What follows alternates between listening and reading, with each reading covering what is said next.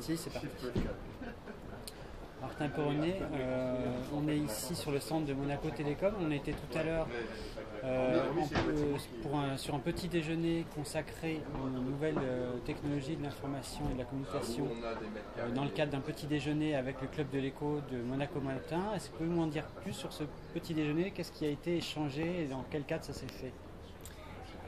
On a reçu nos confrères du club de l'écho Monaco Matin. C'est des gens comme la SMEC, comme la SBM, comme des grandes entreprises et des grandes institutions à Monaco, pour échanger sur justement l'impact des nouvelles technologies de l'information et de la communication dans un pays comme Monaco, sur les usages du grand public, sur les usages des entreprises et du coup sur les conséquences en termes notamment d'investissement et en termes d'innovation pour un opérateur comme nous et puis pour les entreprises qui étaient présentes. Alors, quels ont été le contenu de ces échanges? Est-ce que les gens sont sensibles à ces nouvelles technologies qui sont devenues peut-être incontournables pour tous? Le point de départ, c'est que Monaco est un des endroits les plus connectés au monde. Alors c'est vrai dans le grand public qui utilise de plus en plus Internet en mobilité. Les usages mobiles se multiplient par 3 tous les ans. Mais c'est vrai également dans le domaine des entreprises, puisque il faut le savoir, à Monaco, il y a plus de collaborateurs, il y a plus de gens qui sont employés que de gens qui vivent à Monaco. Et donc, la notion de connectivité de la principauté et d'hébergement dans la principauté sont deux sujets qui sont très importants à définir. Autour de ces grands thèmes-là, on a détaillé l'évolution des réseaux mobiles, puisqu'on va passer en 43 mégabits en 3G+, en juin à Monaco,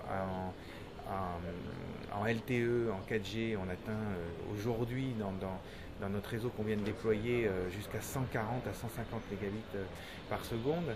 Et donc ça sera ouvert en septembre. Et puis dans le domaine des entreprises, on a effectivement, est-ce que tu veux qu'on la refasse peut-être parce que... Comment? Ouais. Ça fait un petit peu de bruit. Ouais. J'ai peur que ça... Alors je peux juste couper le début et la fin, donc ça me permet de me préparer comme il faut.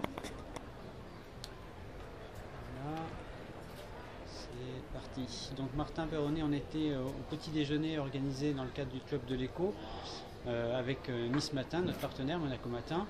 Le sujet c'était les nouvelles technologies, ces fameuses NTIC. Monaco Télécom, bien sûr, au niveau de la principauté, est au cœur de ces NTIC. Quels ont été le cœur de ces échanges avec vos partenaires? Alors, le club de l'écho de Monaco Matin, c'est un club d'entreprises et d'institutions qui est très intéressant parce qu'il représente un peu l'ensemble des grandes spécialités, on va dire, professionnelles qui sont représentées à Monaco.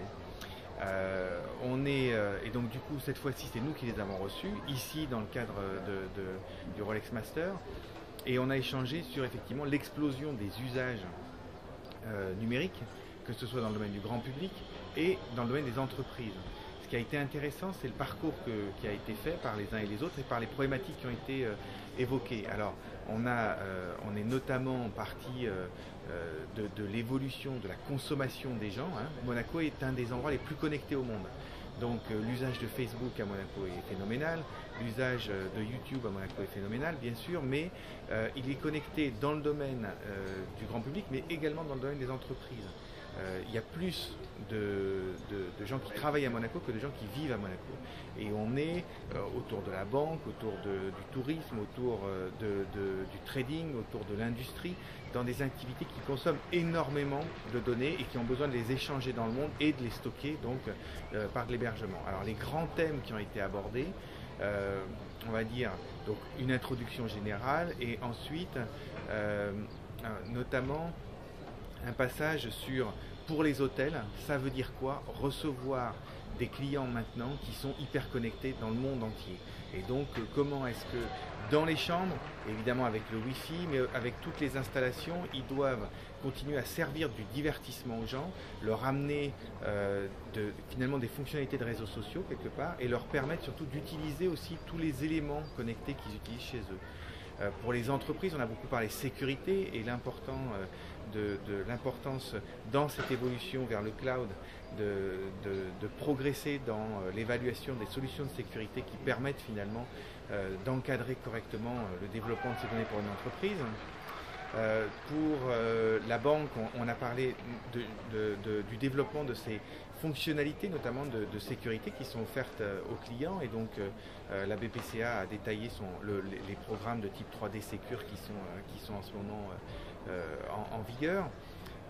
On a parlé avec les organisateurs du WIMA, qui est le salon du NFC à Monaco, de l'évolution justement d'usage, au-delà de l'usage numérique, autour du NFC et autour du flashcode, du QR code qu'on a notamment derrière nous, et leur impact dans le monde, le fait que Monaco soit au cœur de ce développement-là, parce que c'est à Monaco qu'a lieu le grand salon mondial de la spécialité tous les ans. Il vient de se terminer. On a parlé également avec la SBM, avec la SMEG, on a parlé de l'évolution finalement de l'impact pour eux des nouvelles technologies de l'information, notamment dans les compteurs intelligents, notamment dans l'ensemble des services qu'ils amènent au-delà de l'électricité à leurs clients. Et puis, on a évoqué également l'impact pour les entreprises de ces nouvelles technologies de l'information, notamment en termes de formation, en termes de mobilité. Il est clair que, par exemple, pour nous, on utilise aujourd'hui des technologies qu'on ne connaissait pas il y a 5 ans. Donc, il a fallu que les collaborateurs se forment, il a fallu qu'on embauche d'autres expertises, il a fallu qu'on fasse changer, évoluer, énormément transformer l'entreprise pour être capable finalement d'être à la page et puis de continuer à évoluer. Voilà, alors évidemment, tout le monde, on a regardé les notions d'ouverture de la 4G qui sera, comme on l'a vu, en septembre à Monaco, qui est déployée aujourd'hui, qui fonctionne. On a parlé évidemment de l'évolution des centres d'hébergement à Monaco, des investissements qui sont faits dans ce domaine, notamment par Monaco Télécom, et puis des capacités de connectivité, puisque maintenant Monaco est très relié dans le monde entier grâce à l'ensemble des grands transporteurs de l'Internet qui s'interconnectent aujourd'hui à Monaco, qui devient un espèce de hub régional. Merci Martin. Parfait.